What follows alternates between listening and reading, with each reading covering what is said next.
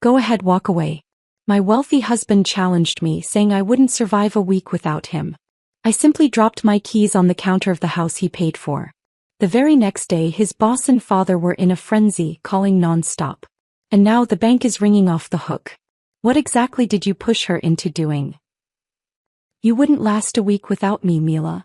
Ashton set down his crystal tumbler, the Macallan inside catching the light from our chandelier. Without my money, my connections, my protection, you'd be nobody again. Just another pretty face waiting tables or answering phones. He straightened his Hermes tie, waiting for me to beg, to cry, to promise I'd never leave. Instead, I reached into my Chanel bag and pulled out my keys. House. Range Rover. Safe. I lined them up on our granite counter, each one clicking against the stone.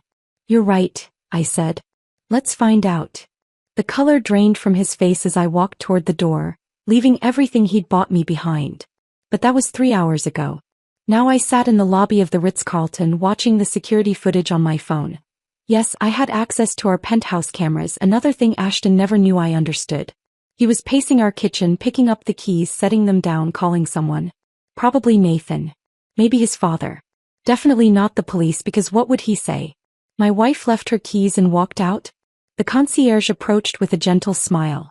Miss Hawthorne, your suite is ready. My maiden name felt strange on my tongue when I'd made the reservation this morning, but it was mine, the one thing Ashton couldn't buy or sell or trade. I'd paid with my own money, 6 figures accumulated from what Ashton called my cute little hobby of day trading. He'd laugh at parties telling people I played with stocks like other wives played tennis. Nobody knew I'd turned his initial allowance of $10,000 into enough to live on for years. The suite was smaller than our penthouse but infinitely larger in possibility. I set down my single suitcase, the one I'd hidden at my gym months ago, slowly filling it with essentials every visit. Ashton monitored our credit cards but never questioned gym trips. After all, trophy wives needed to maintain their value. My phone buzzed. 17 missed calls already. I deleted his contact, watched his number become just digits on a screen. The first voicemail played accidentally when I tried to silence it. Mila, this is ridiculous. Come home. We'll talk about whatever upset you. His voice had that controlled quality, like he was handling a volatile investment instead of a wife. By the 5th message the control was cracking. You can't just leave. Half of everything is in both our names.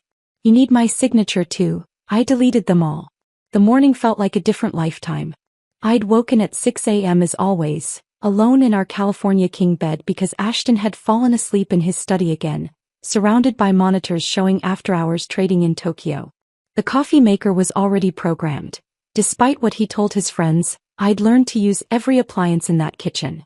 He claimed I couldn't operate a toaster at last month's dinner party. Everyone laughed.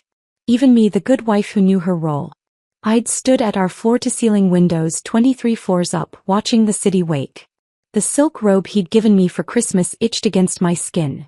Designer label, wrong size, chosen by his assistant who thought all wives wore size 2. Today was our anniversary. For years. He hadn't mentioned it once this week, but I'd stopped expecting him to remember after year 2. The charity luncheon invitation sat on our marble counter. Another command performance where I'd smile while the wives compared vacation homes. Helen Brennan would ask about my little hobby, with that patronizing smile. Still playing with your phone stocks, dear? She'd say, not knowing I'd made more this quarter than her husband's dental practice. That's when I decided to organize Ashton's study, looking for our insurance documents. He was always particular about his space, everything arranged just so. The voice recorder sat on his desk, that little silver device he used for important thoughts. When I knocked it over reaching for files, it clattered onto the marble floor and started playing. His voice filled the room mid-conversation. She asked to see our investment statements yesterday. Laughter. I told her they were too complicated, lots of numbers. He actually believed me. Nathan, I could get her to sign over her kidneys and she'd just ask what pen to use. My hands had trembled as I picked it up, saw the date. Last Tuesday.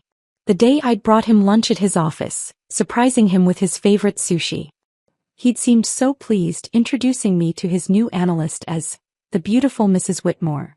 Now I understood the smirk on the analyst's face. The recording kept going. That's why this type is perfect, Ashton continued.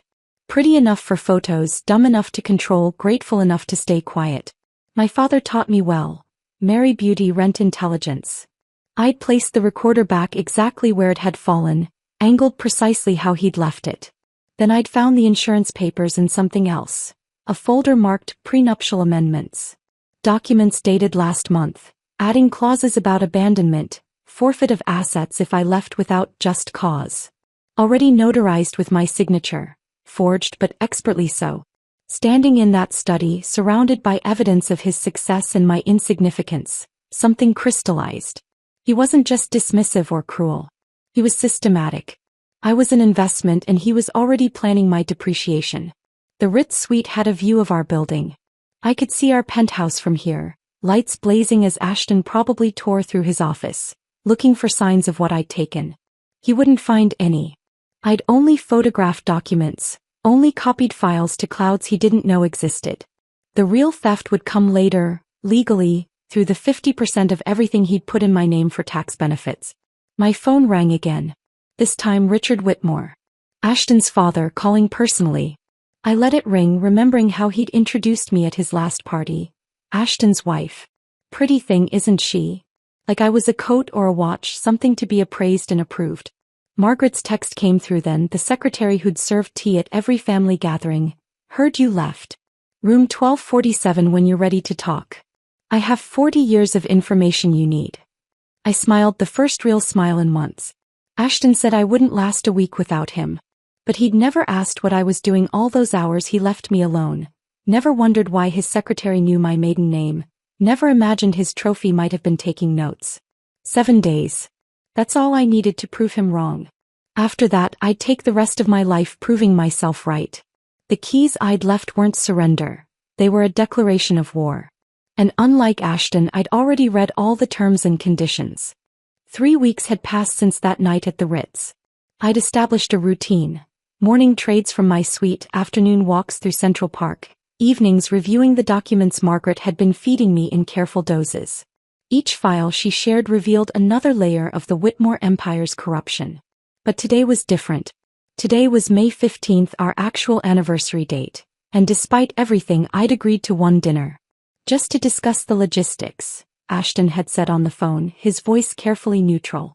We need to be civilized about this. The salon on Fifth Avenue was the same one I'd used throughout our marriage. Celeste, my hairdresser, worked her fingers through my hair with practiced precision. Special occasion? She asked, not recognizing the bitter irony in her question. Anniversary dinner, I said, watching my reflection transform into what Ashton preferred. Sleek, controlled, expensive looking. 4 years, right? How wonderful. Where's he taking you? Le Bernardin. His favorite, where the waiters knew his wine preferences and the chef sent complimentary courses to his regular table. I'd made the reservation myself, knowing he'd forget otherwise.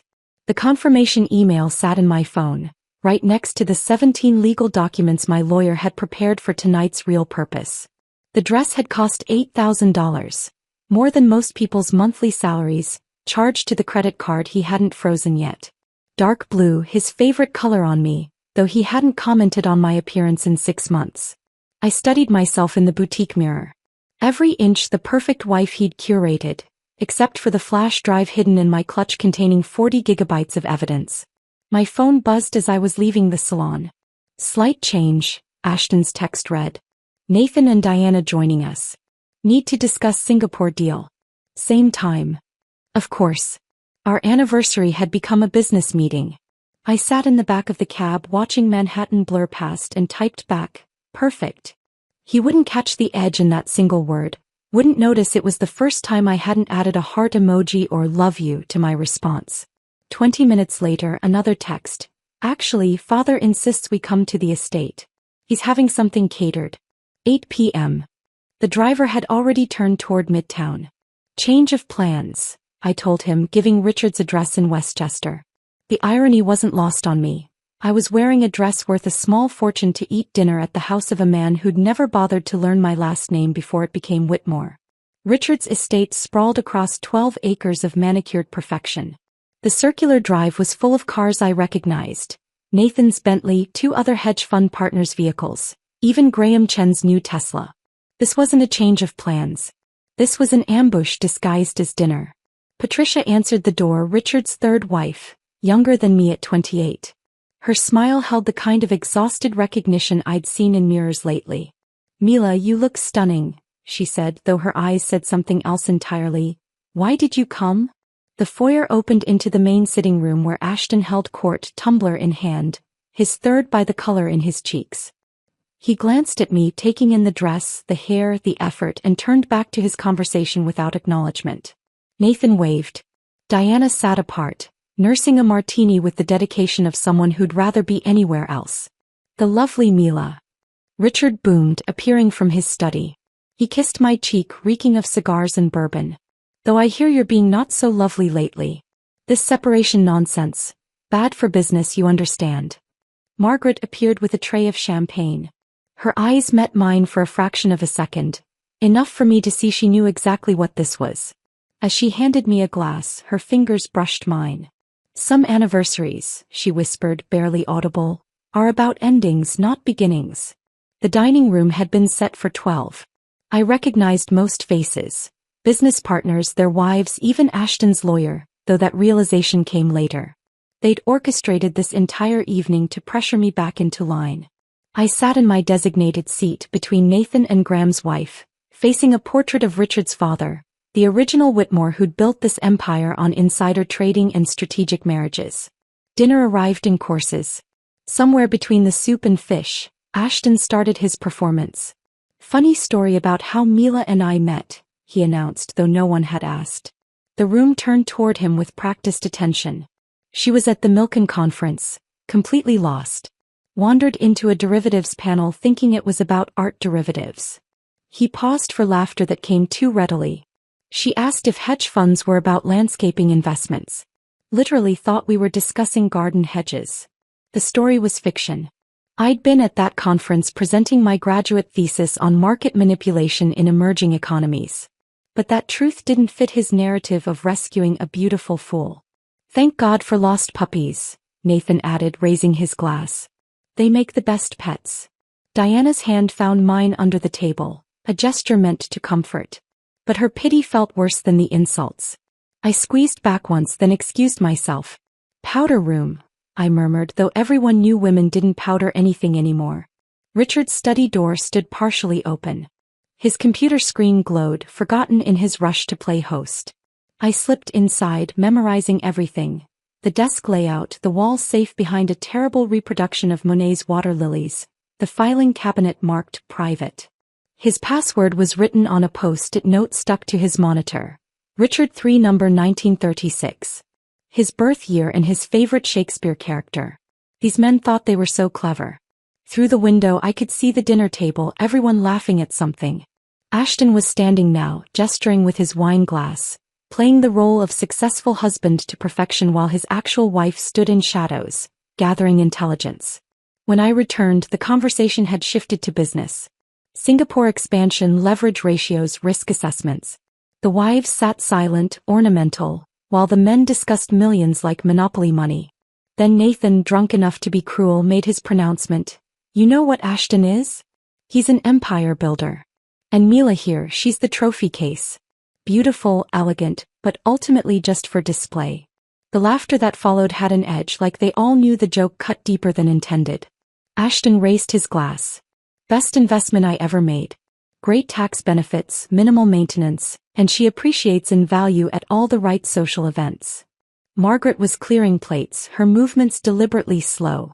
Our eyes met across the room, and in her gaze, I saw 40 years of accumulated rage, 40 years of watching women like me be diminished, discarded, replaced. Her slight nod told me everything. She'd heard it all, recorded it all, was ready when I was. Something inside me shifted. Not broke, but crystallized, hard and clear as the diamond on my finger that suddenly felt like a shackle I was ready to pick. The diamond on my finger caught the light as I walked out of Richard's estate that night, each facet throwing rainbows that felt like tiny promises of revenge. In the car, I pulled out a cheap flip phone from beneath the passenger seat, purchased with cash at a bodega where they didn't ask questions. My fingers typed out a simple message to the only number saved. Tuesday, 2 p.m. Jade Garden, Chinatown. Margaret's reply came within minutes. I'll bring tea. 3 days of waiting felt like 3 years. I maintained my routine at the Ritz, ordered room service, made small trades to keep my mind sharp. Ashton had stopped calling. His lawyer was handling everything now, sending formal letters about reconciliation in the interest of financial stability. Each letter went straight to my shredder, then to Patricia Kim, my new attorney, who lived 2 hours away in Connecticut where Ashton's connections meant nothing. Tuesday arrived gray and humid. The Jade Garden sat squeezed between a funeral home and a shop selling knockoff handbags, its windows fogged with decades of steam from dumpling baskets. No one from Ashton's world would ever find themselves here, which made it perfect. Margaret was already seated in the back corner, wearing a cardigan despite the heat, looking like someone's grandmother who'd gotten lost on her way to church. But her eyes, those eyes held 40 years of carefully documented fury. "Mrs. Whitmore," she began, and I cut her off. "Hawthorne. I'm using my maiden name now." She smiled, pushing a tin of butter cookies across the table. The tin looked ancient, flowers painted on top, the kind your aunt might use for sewing supplies. Inside, wrapped in tissue paper, lay a lipstick tube. "Twist the bottom 3 times, then pull," she instructed. The lipstick was actually a flash drive. 16 gigabytes of what Margaret called insurance. "Started collecting in 1982, she said, voice barely above the restaurant's din. "Richard's first wife, Elena, she knew something was wrong with the books. Asked me to watch, to listen. Then she had her accident." Margaret's fingers made air quotes around the last word. "Single car, perfect weather, failed brakes. After that, I kept everything. Every memo, every call transcript I could access, every mistress paid off with company funds, every SEC filing that didn't match internal documents." The waiter brought tea and we fell silent until he left. Margaret poured with steady hands, though I noticed the slight tremor when she mentioned Elena. The second wife, Caroline, she lasted longer. Smart woman, MBA from Wharton. Started asking the right questions in year 4. Richard had her committed for exhaustion. She signed the divorce papers from a psychiatric facility, gave up all claims to avoid indefinite treatment. My tea went cold as Margaret outlined 2 decades of financial crimes, each one meticulously documented on that tiny drive. But she saved the worst for last. "Your husband isn't just complicit. He's been grooming Nathan's wife, Diana. There's a paper trail, flowers charged to shell companies, hotel reservations that align with his supposed client meetings.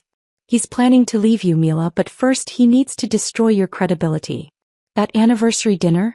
They were all witnesses to your unstable behavior. Walking out, leaving your keys, they'll paint it as a breakdown. The dumpling basket arrived, but neither of us touched it. I was thinking about Diana's hand squeezing mine at dinner, wondering if her sympathy was real or part of another game. That night, I sat in my hotel room with my laptop, the flash drive loaded, scrolling through Margaret's evidence.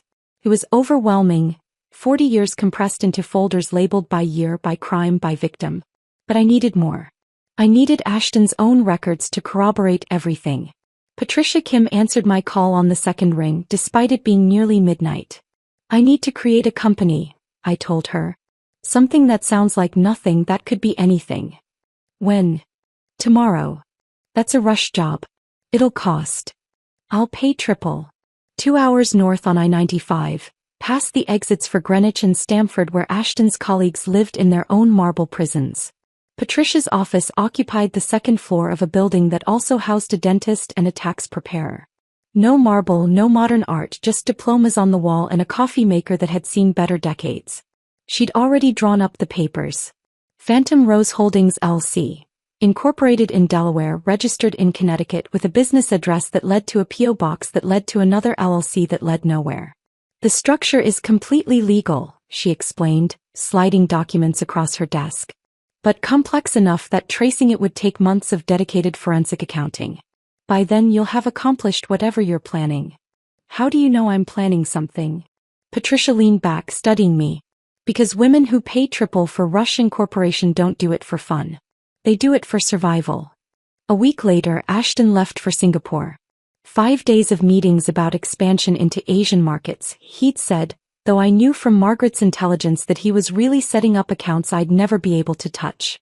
The housekeeper, Maria, seemed relieved when I told her to take the week off, paid vacation. "Spring cleaning," I explained. I need to do this myself. Alone in our penthouse, I became someone else. Not the trophy wife, not the ornament, but a forensic archaeologist excavating evidence of my own destruction. Ashton's office password was embarrassingly sentimental. Our wedding date, as if that meant something to him beyond a tax advantage. His computer open like a confession booth. Folders within folders, trades time-stamped to the minute, showing clear patterns. Richard would have lunch with certain executives. Within hours, Ashton would make trades in those companies. The pattern was so obvious once you knew to look for it. In his locked drawer, the one he thought I didn't know about, lay correspondence that made my stomach turn. Not just about Diana but about me. Emails to Nathan discussing my mental fragility, suggestions that I might need professional intervention, plans to have me evaluated by a psychiatrist Richard knew, one who'd testified in Caroline's commitment. My hands stayed steady as I photographed each page, uploaded each file to Phantom Rose Holdings' encrypted cloud storage. Every document went back exactly where I'd found it, aligned to the millimeter. Ashton would return to an office that looked untouched, while I held copies of everything that could destroy him. The final document was in his personal safe. He'd hidden the combination in a book about Warren Buffett, thinking he was clever. Inside, beyond the cash and gold coins, was a single folder marked Exit Strategy. Not for trades or business. For me. A timeline showing when to file for divorce, how to claim abandonment, which assets to hide first. My elimination was scheduled like a merger, complete with profit projections. I photographed it all, then sat in his leather chair looking at the city lights below. Somewhere out there, Margaret was probably filing her own reports. Patricia was setting up the next phase of corporate structures. And Ashton was sleeping soundly in Singapore, dreaming of empires built on the bones of women who'd trusted him. He was wrong about one thing, though. I wasn't just another trophy in his case. I was the one holding the hammer. The hammer in my hand suddenly felt heavier than Ashton's entire mahogany desk. I set down the metaphorical weapon and stood from his chair, my reflection caught in the dark computer screen. A woman I barely recognized, someone harder and more calculating than the girl who'd walked down the aisle 4 years ago. The next morning, I returned to my routine at the Equinox on Park Avenue. The pool was my sanctuary, 50 laps where the world dissolved into chlorine and rhythm. I was pulling myself out of the water when Diana appeared, her Lululemon workout set pristine but her face haggard, dark circles poorly concealed under concealer. "Nathan knows," she said without preamble, glancing around the empty pool deck. "About Ashton's messages to me. He hired a private investigator, had our phones cloned. Water dripped from my hair onto the marble tiles. Why are you telling me this? Because whatever you're planning, and don't insult me by pretending you're not, these men don't just get angry when cornered. They get even." She pulled her oversized sunglasses down, revealing a bruise along her jawline, carefully covered but visible this close. "Nathan's already moving assets offshore. Richard's been making calls to judges he golf with. They know something's coming." Before I could respond, she was gone, her heels clicking across the wet floor with purpose. I sat there, chlorine burning my nose, wondering if she'd been sent to test me or warn me. With these people, kindness and cruelty often wore the same mask. That evening, Ashton came home carrying calla lilies, my least favorite flowers, though I'd mentioned it only once 3 years ago. He'd brought roses for every occasion since, when he remembered occasions at all. The lilies meant something. They meant he was paying attention now. "Thought we could have dinner together," he said, setting them on the counter where my keys once lay. "Like we used to. We hadn't eaten together without others present in 6 months." I watched him pour wine, the good Bordeaux he usually saved for clients, and arrange cheese on a plate with unusual care. His hands, normally so steady when signing million-dollar trades, showed the slightest tremor. "I've been thinking," he said, settling across from me at our dining table that seats 12 but had never hosted a family meal. "We should take a vacation. Just us. Maybe that place in Montana with no cell service? Remember how you loved the mountains?" I'd mentioned loving mountains once on our honeymoon, while he'd spent the entire trip on conference calls. The fact he remembered felt like a trap spring-loaded with teeth. "When?" I asked, cutting a piece of manchego with surgical precision. "Next week. Or sooner. Tomorrow even." His eagerness betrayed him. "You seem stressed, Mila." The separation, living in hotels, it's not good for you. He pushed a document across the table. New insurance papers, he explained, better coverage for both of us. His eyes tracked my hand as I picked up the pen, watching for hesitation, for signs of suspicion. Under the table, my phone captured every page, Patricia Kim's app running silently, storing images in Phantom Rose's encrypted cloud. You trust me, don't you? His question hung between us like a chandelier about to fall. Completely, I lied, signing my name with the same hand that had documented his plans to destroy me. 3 days later, my mother arrived from Ohio, her presence announced by Ashton himself, picking her up from JFK, something he'd never done before. He carried her luggage, complimented her new haircut, asked about her garden with feigned interest so polished it gleamed. Oh honey, she gasped, pulling me aside in the kitchen while Ashton mixed her a gin and tonic with the precise ratio she preferred. You didn't tell me things had gotten better. He seems so devoted. The words I wanted to say piled up behind my teeth. He's performing, Mom. This is a show where you're the audience and I'm the prop, and somewhere there's a finale that ends with me institutionalized or dead. Dad, I smiled. He's full of surprises. That week became a masterclass in Ashton's abilities. Broadway shows he'd previously called waste of time, dinners at restaurants he'd booked months in advance. Though I knew his assistant had pulled strings that morning, a surprise spa day for both of us while he handled some business. Mom glowed under the attention, tears actually forming when he toasted her at dinner, calling her the woman who raised such an incredible daughter. I watched from across the table as he performed the role of perfect son-in-law, and realized with cold clarity that I'd never actually seen Ashton try before. This was him at full power, the charm that had built his empire, directed now at convincing my mother that her daughter was safe. The final night of her visit, she sat on my bed in the guest room holding my hands. Honey, you've lost weight. And your smile, it's different. Practiced. Her fingers found my cheekbones, sharper now from months of barely eating. Are you happy? Behind her, through the doorway, I could see Ashton's shadow in the hallway, listening. I'm exactly where I planned to be, I said, loud enough for him to hear, ambiguous enough to be true. After Mom left, Margaret texted about meeting somewhere new. The New York Public Library's reading room, where she volunteered teaching literacy to immigrants. The irony wasn't lost on me. She was teaching people to read while surrounded by the city's most powerful illiterates, men who never read the human cost of their contracts. She spread newspaper clippings across the worn wooden table like tarot cards revealing my future. Elena Whitmore, 1994, drove her Mercedes off a bridge, perfect weather, no skid marks. Caroline Whitmore, 2003, institutionalized for exhaustion, divorced while sedated, vanished after signing papers. Jennifer Whitmore, 2015, accused of embezzlement she didn't commit, bankruptcy, last known address a shelter in Detroit. Now look at these. Margaret placed 4 photographs in a row. Elena, Caroline, Jennifer, and me. All blonde, all between 5 feet 4 inches and 5 feet 6 inches. All with the same delicate bone structure that photographed well at charity events. Richard picks them, she said quietly, mindful of the students around us. Like casting calls. Young, beautiful, from middle-class families impressed by wealth. Just smart enough to be interesting, not smart enough to be dangerous. Marry them to Ashton, use them for appearances, then dispose of them in year 4 when they start asking questions. Why year 4? Long enough to establish patterns of instability. Short enough that no real bonds form with the social circle. By year 5 you're either gone or broken. She touched my hand, her skin paper thin but her grip strong. You're at 4 years, 3 months. Whatever you're planning, Mila, do it now. Elena waited too long. Caroline fought too openly.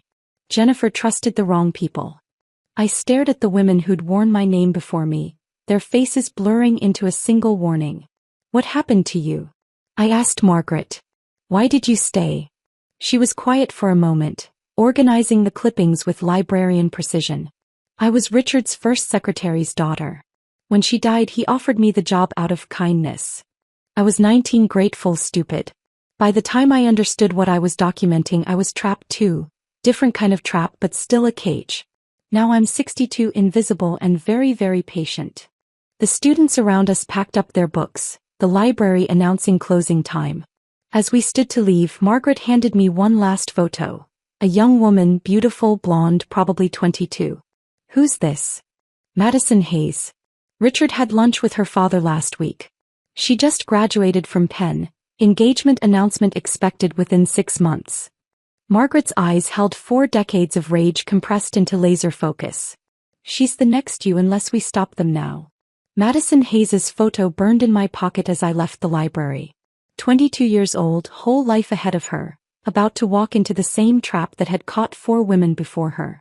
I tucked the picture into my wallet behind my old student ID, the one from before I became Mrs. Whitmore when I still had my own name and my own dreams.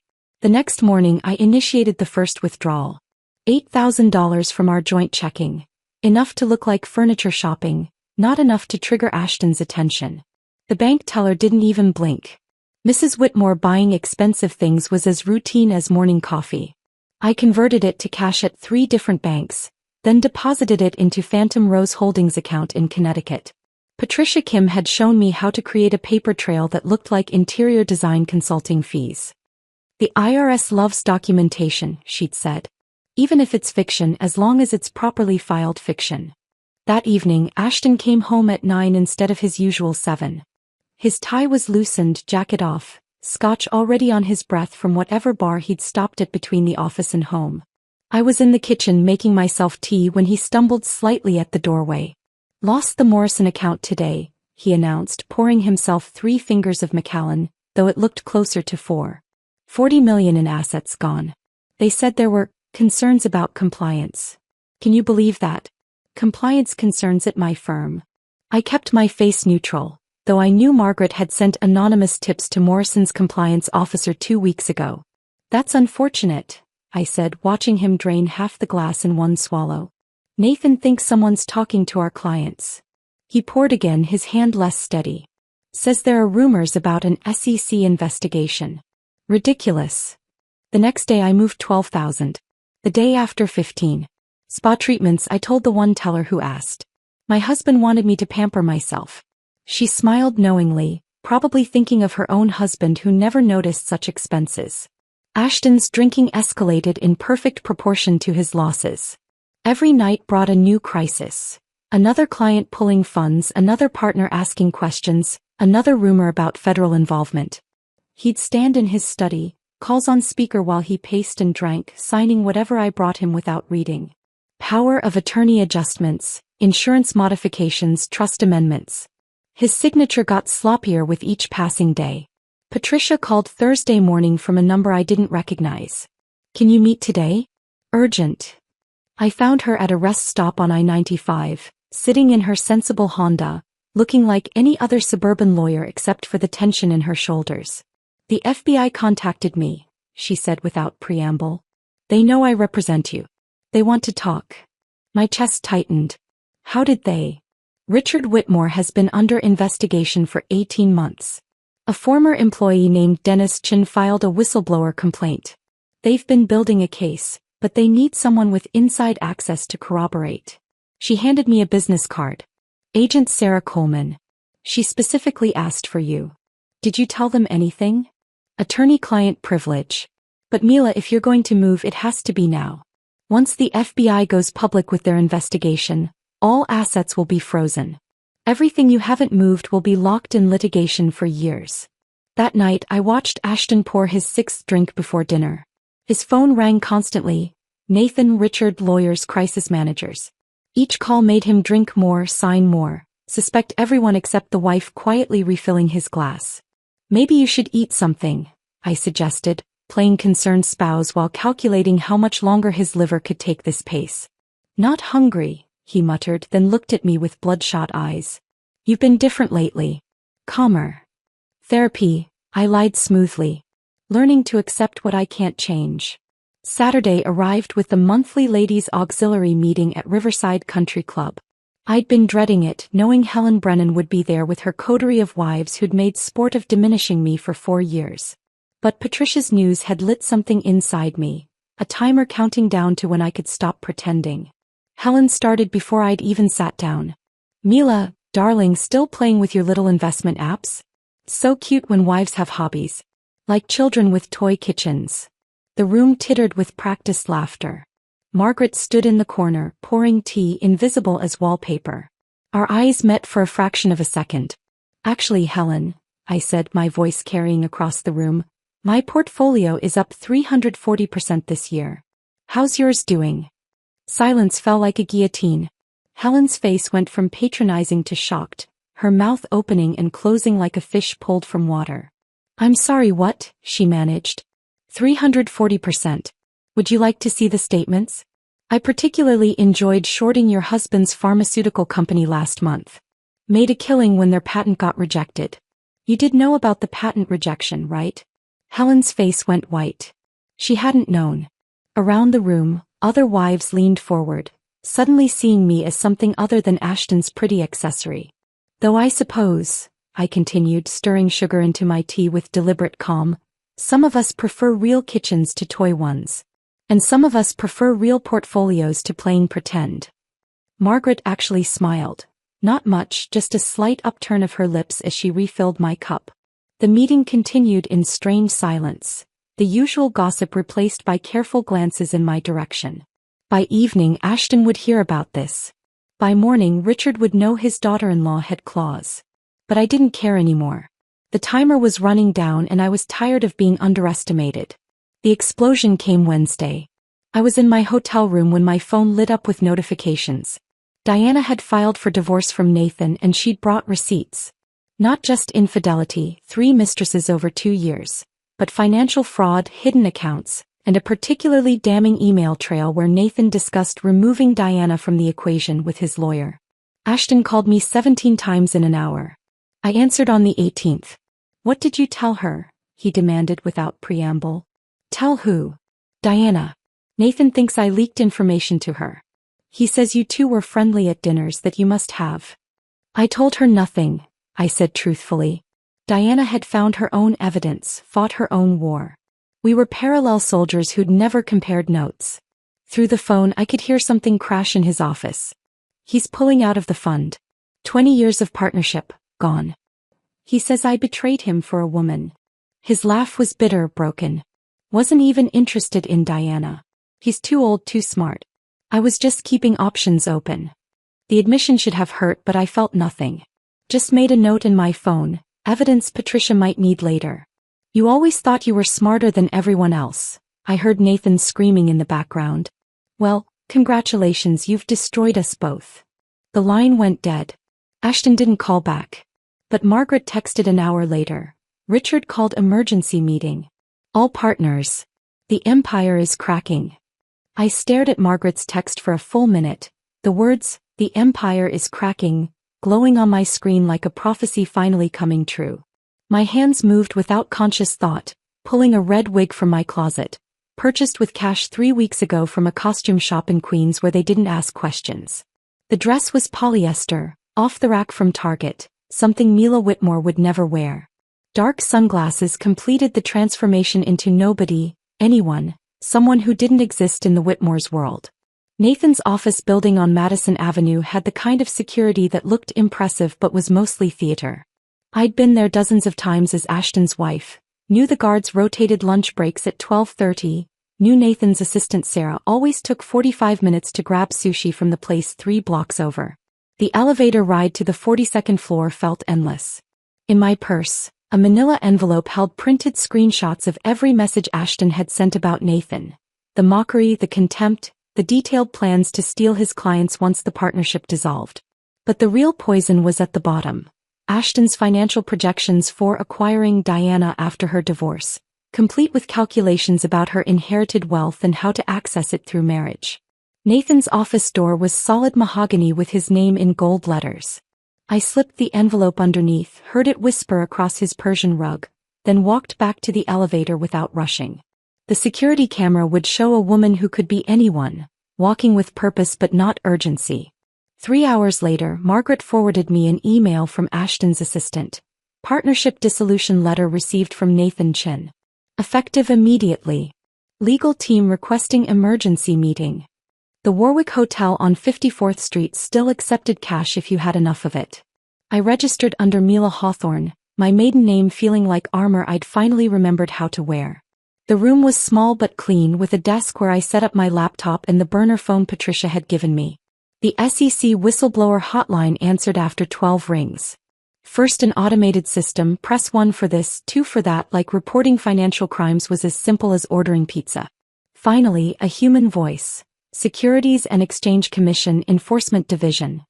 I need to report systematic insider trading at Whitmore Capital Management, I said, my voice steady as marble. I have 5 years of documented evidence, including time-stamped trades that correspond with material non-public information. The agent, she said her name was Jennifer Liu, stayed quiet while I laid out everything. Richard's lunches with executives followed by Ashton's perfectly timed trades. The shell companies, the offshore accounts, the pattern so clear a child could follow it. She asked technical questions that revealed she understood exactly what I was describing. Why are you coming forward now, Mrs. Whitmore? I looked out the window at Manhattan's skyline, all those towers built by men like Richard and Ashton. Because I finally understand that staying silent makes me complicit. And because they're planning to do to another woman what they did to me. After the call, I took Margaret's 40 years of evidence, copied onto 3 separate drives, and placed one in a safety deposit box at Chase, one at Bank of America, and one in Patricia's office safe. The instructions were simple. If anything happened to me, release everything to the FBI, the SEC, and the New York Times simultaneously. That evening, Richard's black Mercedes pulled into our building's garage. I watched from the penthouse window as he emerged, his face tight with something between fury and fear. He didn't bother with the doorman, had his own key, the privilege of a father-in-law who owned 30% of his son's fund. Where are your books? Richard's voice carried through the penthouse before he'd even reached Ashton's study. Dad, what's the books, Ashton? Now. I made myself small in the kitchen, preparing coffee with deliberate normalcy while their voices rose and fell through the walls. My phone, recording everything, rested against a vase on the hallway table, picking up every word. Nathan's out, Ashton was saying. But we can manage without. Nathan's out, Morrison's out, Chen pulled everything this morning.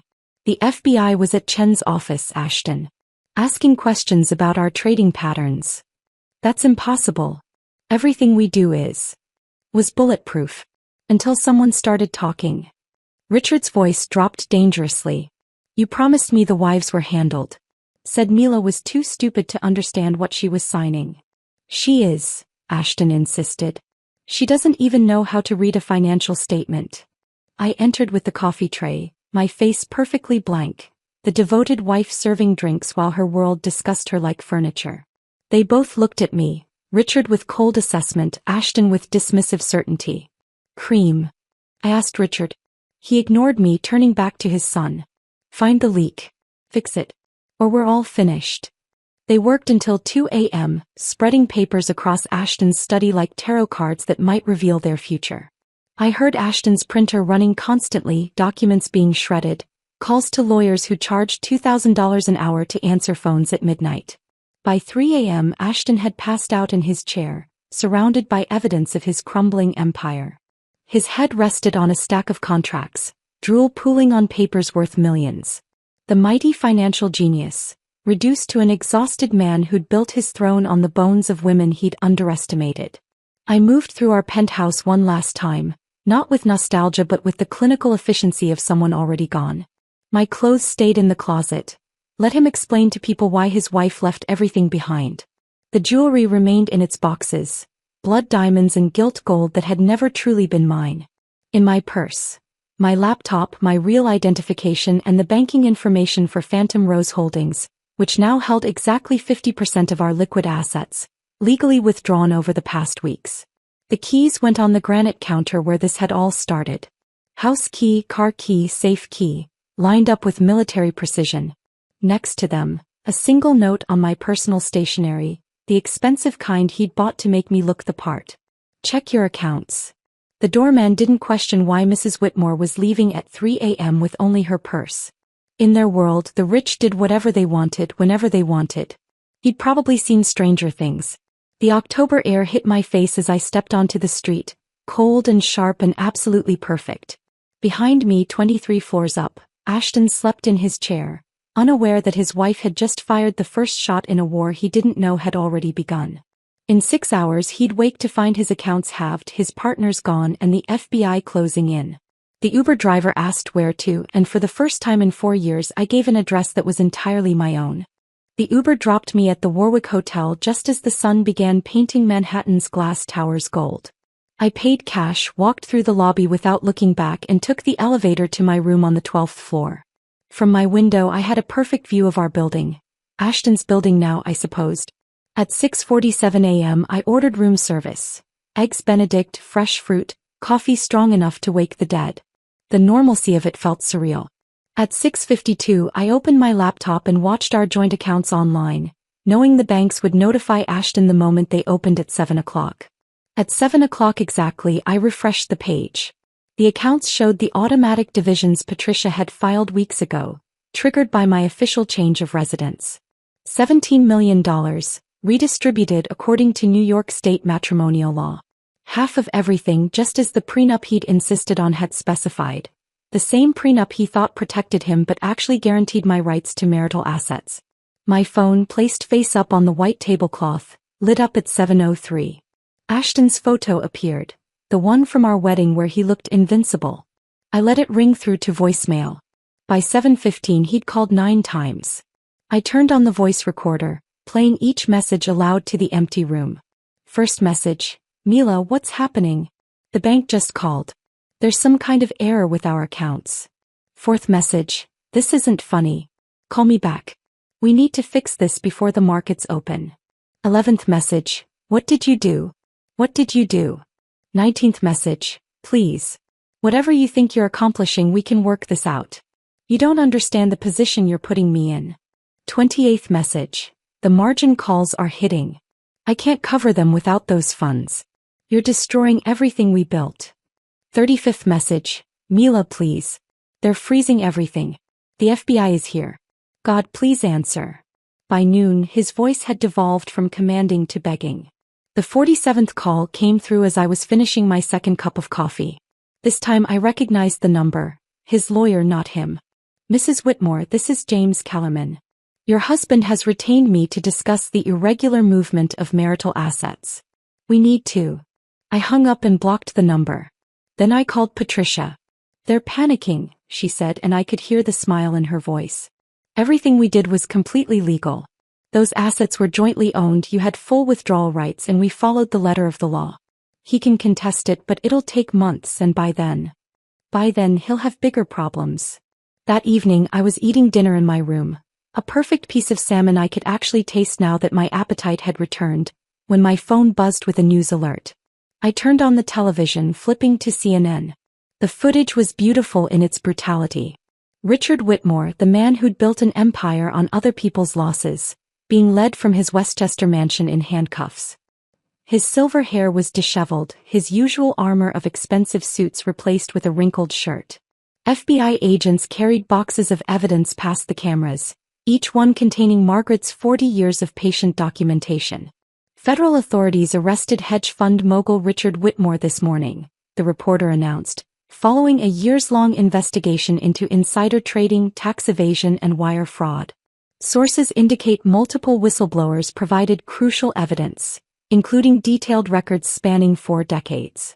My phone lit up with a text from Margaret, just a champagne bottle emoji. Margaret, who'd never sent an emoji in her life, who'd served these men coffee while documenting their crimes, had finally seen justice arrive at Richard Whitmore's door. 3 weeks passed in strange peace. I met with FBI agents, provided testimony, watched the news coverage from my hotel room as the empire crumbled in real time. Nathan fled to Switzerland. Graham Chin pled guilty immediately, hoping for leniency. Other partners turned state's evidence, racing to sell each other out for reduced sentences. Then on a Thursday evening Ashton found me. I was sitting at the Ritz-Carlton bar, drinking champagne I'd bought with my own money earned from trades I'd made while he thought I was playing with cute apps. He looked like a ghost wearing an expensive suit. Unshaven, hollow-eyed, his Tom Ford jacket wrinkled like he'd slept in it. You destroyed everything, he said without preamble, standing too close, whiskey on his breath at 6 p.m. I turned on my bar stool, met his bloodshot eyes directly. Oh. I revealed everything. There's a difference. We had a life. You had a life. I had a role in your performance. I took a sip of champagne, letting the bubbles settle before continuing. You said I wouldn't survive a week without you. It's been 21 days and you're the one who looks like he's drowning. He reached for my wrist, his fingers closing on air as I pulled away. You don't understand what you've done. My father's facing 20 years. The fund is gone. Everything is. Everything is exactly what you built it to be. A house of cards. I just stopped holding my breath. His face contorted, anger replacing desperation. He raised his voice, drawing stares from other patrons. You stupid. Sir. The bartender, a woman about Margaret's age, stepped forward. I'm going to have to ask you to leave. Do you know who I am? Ashton demanded. Someone who's disturbing our guests, she replied calmly. Security arrived within minutes. 2 men who guided Ashton out with professional efficiency while he shouted about lawyers and lawsuits. The bartender returned to her station, polished a glass and set another champagne flute in front of me. On the house, she said. That was long overdue. 2 days later, Diana and I were called to testify on the same day, though we'd never coordinated. She looked stronger than I'd ever seen her, no longer the wilting flower at dinner parties. We sat in the courthouse hallway, not speaking but understanding everything. Margaret's testimony came last and lasted 3 days. She brought receipts for everything. Every bribe, every threat, every woman they'd destroyed. She spoke about Elena's accident, Caroline's institutionalization, Jennifer's manufactured bankruptcy. She presented 4 decades of evidence with the precision of someone who'd been preparing for this moment her entire life. Why did you keep all of this? The prosecutor asked. Margaret adjusted her glasses, looked directly at Richard where he sat at the defendant's table. Because I knew that someday someone would be brave enough to use it. Someone like Mrs. Hawthorne. The prosecutor looked confused. You mean Mrs. Whitmore? No, Margaret said firmly. I mean Miss Hawthorne. She took back her name. She took back everything. That night Patricia called with news. The prosecutor says Margaret's evidence alone guarantees convictions. Richard will never see freedom again. Ashton's looking at 15 to 20. I stood at my hotel window looking out at the city lights, all those towers that would keep standing long after the Whitmore empire had turned to dust.